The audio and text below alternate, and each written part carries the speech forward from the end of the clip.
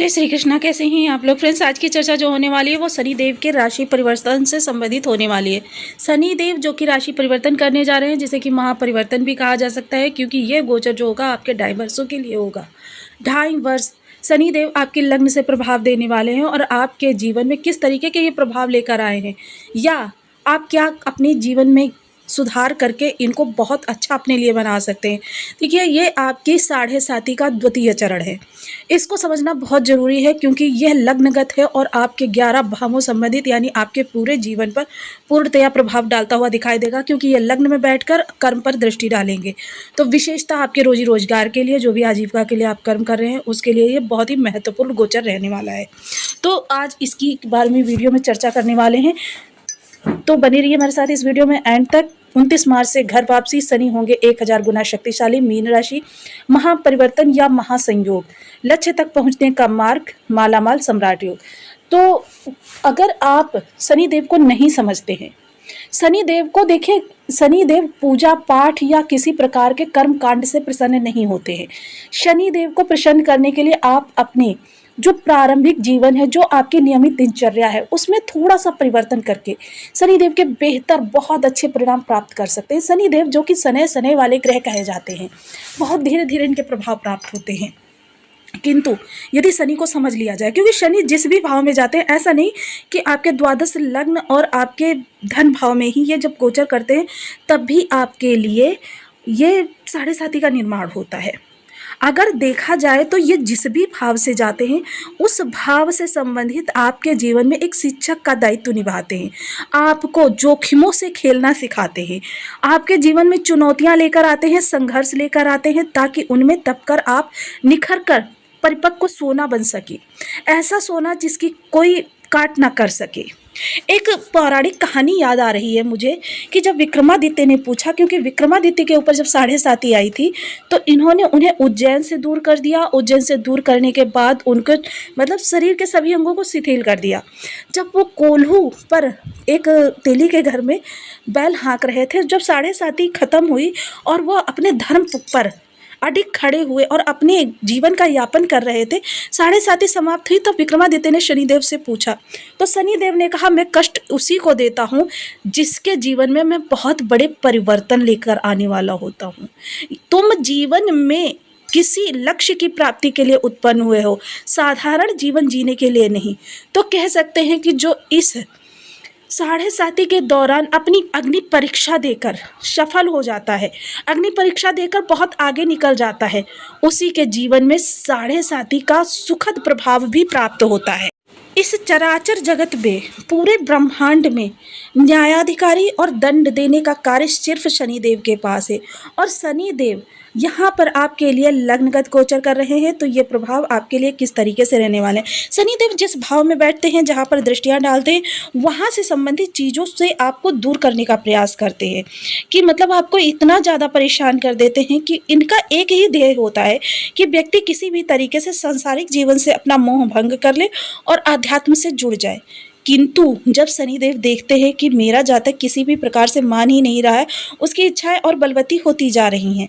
लेकिन एक चीज़ और भी है कि शनिदेव तब तक नहीं देते हैं जबकि तक आपके अंदर इच्छाएं हिलोरे मारती रहती हैं, और जब आपकी आवश्यकता समाप्त हो जाती है, इच्छा समाप्त हो जाती है, तब शनिदेव वही चीज़ें आपको भर भर के प्रदान कर देते हैं। कर्म प्रधान विश्व रचि राखा, यानी कि शनिदेव जी कहते हैं कर्म करिए, कर्म करिए, बहुत उत्तम कर्म करिए, लेकिन फल की आशा मत करिए। फल देना तो विधाता का कर्म है। यहाँ पर आपके लिए शनिदेव ऐसा मत सोचिएगा कि आपके लिए बहुत अच्छा करने वाले हैं। शनिदेव बहुत अच्छा उन्हीं लोगों के लिए करेंगे कि जिन्होंने अपने आचरण के द्वारा अपने जीवन को बहुत उत्तम बना रखा है, और अपने कर्म के द्वारा वह अपने जीवन में बहुत कुछ लोगों के लिए आदर्श प्रस्तुत कर रहे हैं। उनके लिए शनिदेव बहुत अच्छा करने वाले हैं। किंतु जो सामान्य जनमानस है, यानी कि जो आजकल के युग का मनुष्य है, क्योंकि देखिए कलयुग है, कलयुग पाप प्रधान है, और राहु यहाँ पर राजा कहे जा सकते हैं। राहु का प्रभाव सबसे ज़्यादा है, और राहु का जो प्रभाव होता है वो सोच पर होता है। आपकी सोच को प्रभावित करते हैं। जब आपकी सोच को प्रभावित करते हैं तो क्या होता है कि हम जाने अनजाने गाहे बगाहे कुछ ऐसे कर्म कर देते हैं जो कि नीति विरुद्ध होते हैं, न्याय के विरुद्ध होते हैं, और उन बाद में हम स्वयं भी पछताते हैं कि हमने ऐसा क्यों कर दिया। लेकिन क्योंकि सोच पर हमारी राहु हावी है तो हम कैसे ना उन कर्मों को करें। आजीविका के लिए कभी झूठ बोलते हैं, कभी किसी के साथ छल प्रपंच करते हैं, कभी किसी के साथ षड्यंत्र करते हैं, कभी ऐसे ही द्वेषवश किसी के साथ हम जीवन में बहुत सारे ऐसे कर्म करते चले जाते हैं। इन कर्मों से जो दूर रहता है शनिदेव उसके लिए ही बहुत अच्छा करते हैं। शनिदेव यहाँ पर देखिए आपकी लग्न में बैठकर दृष्टियाँ कहाँ कहाँ डालेंगे। सबसे पहली दृष्टि जाएगी आपके कर्म भाव पर, दूसरी दृष्टि जाएगी आपके सप्तम भाव पर, तीसरी दृष्टि जाएगी आपके कर्म भाव पर। यहाँ से जो 4 भाव हैं ये बेहद ही महत्वपूर्ण भाव है और शनिवत कार्य करते हैं राहु। इस समय पर आपके लिए सबसे महत्वपूर्ण यह गोचर रहने वाला है, क्योंकि 1.5 वर्षों के लिए 18 माह राहु देव आपके द्वादश में गोचर करने जा रहे हैं। हालांकि ये विदेश के कारक होते हैं, लेकिन उन लोगों के लिए अच्छा करेंगे जिन लोगों की बर्थ चार्ट में या तो बहुत अच्छे बैठे हुए या फिर उन्होंने अपने कर्म के द्वारा राहु को बहुत अच्छा किया हुआ है। तो राहु के बहुत अच्छे, क्योंकि शनिवत कार्य करते हैं राहु, और 7.5 जो होती है आपके ऊपर कष्टों को लाने का कार्य करती है। आपकी परीक्षा की घड़ी है ये, जो द्वितीय चरण चल रहा है, इसे अगर आपने समझ लिया तो ये आपके लिए मालामाल सम्राट योग निर्मित कर देगा। क्योंकि इसका प्रारंभ जो हो रहा है, प्रारंभ इसका बहुत ही उत्तम स्थिति से हो रहा है। और उत्तम स्थिति से होने के कारण, क्योंकि देखिए जब शनि भाव बदलते हैं उस समय चंद्रमा की स्थिति के अनुसार इनके जो पाए होते हैं वो निर्धारित होते हैं। अब यहाँ पर जो चंद्रमा की स्थिति के अनुसार इनके पाए निर्धारित हो रहे हैं वो इस समय ताम्रपाद में गोचर करने जा रहे हैं। ताम्रपाद देखिए 3 प्रकार के पाए होते हैं, सोने का पाया, चांदी का पाया और तांबे का पाया। तो शनि देव जो हैं सबसे उत्तम प्रभाव जो होते हैं तांबे के पाए में ही प्रदान करते। तो आइए जान लेते हैं कि आपकी राशि से संबंधित इनके प्रभाव आपके लिए किस तरीके से रहने वाले। तो बने रहिए हमारे साथ इस वीडियो में, एंड तक आपको बहुत कुछ जानने के लिए मिलेगा। वीडियो बहुत ज्ञानवर्धक होने वाला है। सूत्र के साथ चार्ट पर सारी चीज़ों को समझते हैं कि आपके लिए स्थितियाँ किस प्रकार से निर्मित होने वाली हैं। यदि आपके लग्न में 12 नंबर बना हुआ है तो ये राशिफल आपके लिए है। यदि कुंडली में कहीं भी चंद्रमा के साथ 12 नंबर बना हुआ है तो ये राशिफल आपके लिए। कुंडली ना होने की स्थिति में आप इसे नाम राशि से भी देख सकते हैं। यदि अभी तक आपने अपने इस चैनल को सब्सक्राइब नहीं किया है तो प्लीज़ सब्सक्राइब कर लीजिए, वीडियो को लाइक कर दीजिए, चैनल को शेयर कर दीजिए। इससे होगा क्या कि हमारे आने वाले हर वीडियो की नोटिफिकेशन मिल सकेगी आपको सबसे पहले। एक प्यारा सा कमेंट करना बिल्कुल ना भूलें। कमेंट से हमें बहुत मोटिवेशन मिलता है, हौसला मिलता है और ये पता चलता है आप और क्या जानना चाहते हैं। तो शनिदेव जब लग्नगत गोचर करेंगे सबसे पहले तो देखिए 7.5 क्या है। 7.5 आपको लोगों से अलग करने का कार्य करती है और शनिदेव जब यहाँ पर होंगे लोगों से बिल्कुल आपको विमुख कर देंगे। सबसे पहले कुछ इस प्रकार के कृत्य आपके साथ होंगे, यानी कि लोग आपसे कतराने लगेंगे और आपकी छोटी छोटी बातों को बहुत बड़ा तूल देने लगेंगे। यानी कि आपने किसी से कुछ भी छोटी सी भी बात कह दी तो समझ लीजिए उसका बहुत बड़ा इशू बन जाएगा। इसलिए आपको बहुत ही संयम और बहुत ही धैर्य के साथ ये समय काल आपका जो है कर बिताना है। किसी के लिए आप शब्द का प्रयोग नहीं करना है, किसी के प्रति द्वेष भाव नहीं रखना है, किसी के षड्यंत्र नहीं रचना है। ये कार्य आपको करने हैं। इस समय हो सकता है आपको छोटी मोटी स्वास्थ्य समस्याएं भी लगी रह सकती हैं। इस समय क्या होगा कि आपको बहुत ज़्यादा मेहनत करनी पड़ेगी। शनिदेव ऐसा नहीं है कि आपसे मेहनत नहीं करवाएंगे, क्योंकि शनिदेव कर्म के कारक हैं और कर्मठता में सबसे आगे हैं। तो आपके लिए यह समय काल बहुत ही ज़्यादा मेहनत वाला रहने वाला है।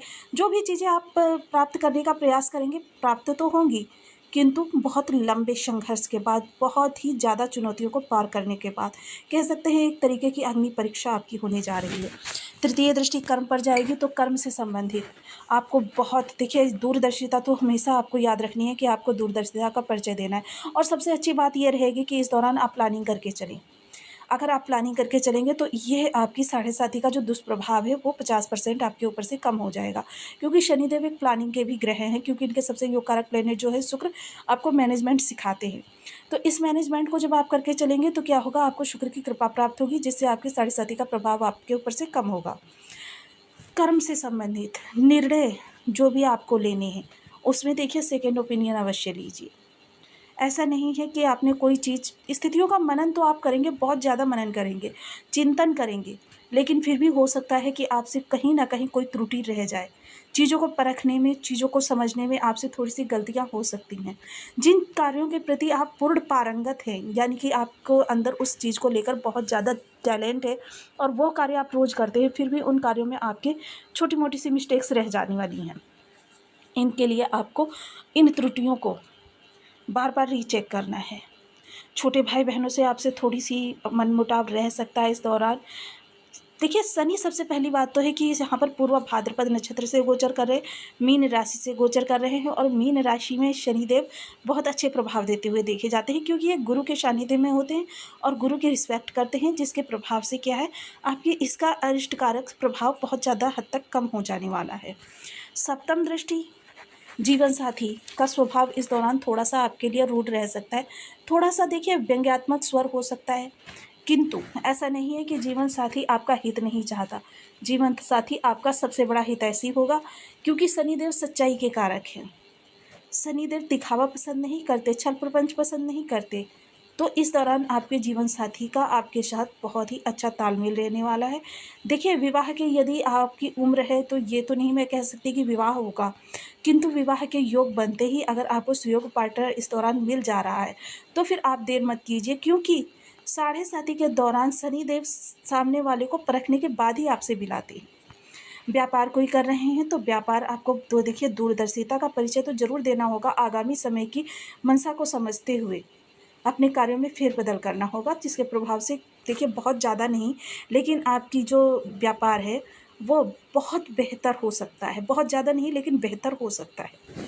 डेली इनकम में आपके लिए थोड़ी से व्यवधान उत्पन्न होंगे, लेकिन बहुत बड़े नहीं होंगे कि आपको कर्म से अनिच्छा हो जाए। ये देखिए उन्हीं लोगों के साथ होगा जिनके शनि बहुत ज़्यादा दुष्प्रभाव दे रहे होंगे, बल्कि कर्म में आपकी इस समय पर बहुत ज़्यादा लगन होगी, जुनून होगा और जिद होगी कि जिन चीज़ों को, लक्ष्यों को प्राप्त के लिए आप करना चाहते हैं, वो लक्ष्य प्राप्ति के लिए आप पूर्ण मेहनत करेंगे। पूर्ण अपने कहते हैं ना कि जो भी आपको तकनीक उसमें फिट करनी होगी वो फिर तकनीक भी करेंगे। दसम दृष्टि कर्म स्थान पर जाएगी तो छोटे मोटे से व्यवधान इस दौरान लगे रहेंगे। आपके कर्म संबंधी कोई बड़ा परिवर्तन करने के बारे में इस दौरान ना सोचें, क्योंकि कर्म संबंधी बड़ा परिवर्तन यानी कि नया बिजनेस खोलना या नई जॉब करना, ये आपके लिए इस 7.5 के दौरान आपके लिए उचित नहीं होगा।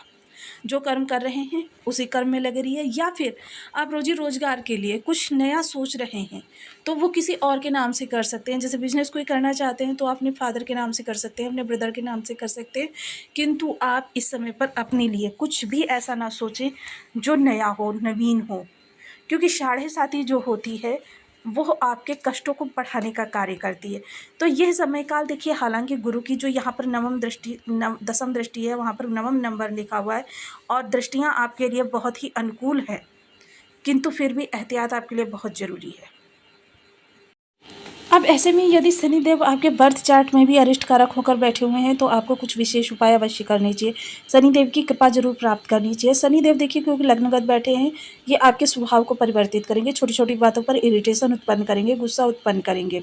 तो इसके लिए आपको ओम शनिश्चराय नमः इस बीज मंत्र का 1 माला, 2 माला, 5 माला, 7 माला, 11 माला का जप नियमित अपनी सुविधानुसार करना है। इसके अतिरिक्त आप पीपल वृक्ष पर, शनि मंदिर में या घर के मुख्य द्वार की चौखट पर तिल का एक दीपक अवश्य जलाएं। एक नारियल ले लीजिए, जो पूजा वाला नारियल होता है, उस पर काला धागा 3 बार लपेटकर 3 गांठ लगाकर उसे शनि मंदिर में प्रत्येक शनिवार को अर्पण करें। ऐसा आपको 43 शनिवार करना है। ऐसा ये उपाय करने से क्या होता है, आपका धन भाव जागृत होता है। बहुत से लोग ऐसे होते हैं धन के लिए प्रयास करते रहते हैं, किंतु उनका धन भाव ही सुप्त पड़ा होता है। तो ऐसी स्थिति में ये उपाय करने से आपका धन भाव जागृत होगा, जिसके प्रभाव से धन की इनकम आपको रेगुलर होती रहेगी।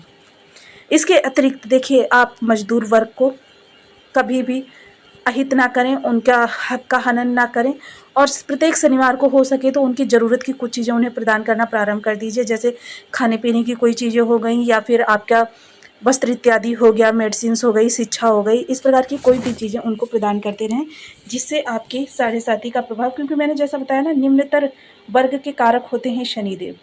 तो आपको वीडियो कैसी लगी मुझे कमेंट बॉक्स में जरूर बताएं। चैनल पर न्यू है तो प्लीज़ वीडियो को लाइक, शेयर, चैनल को सब्सक्राइब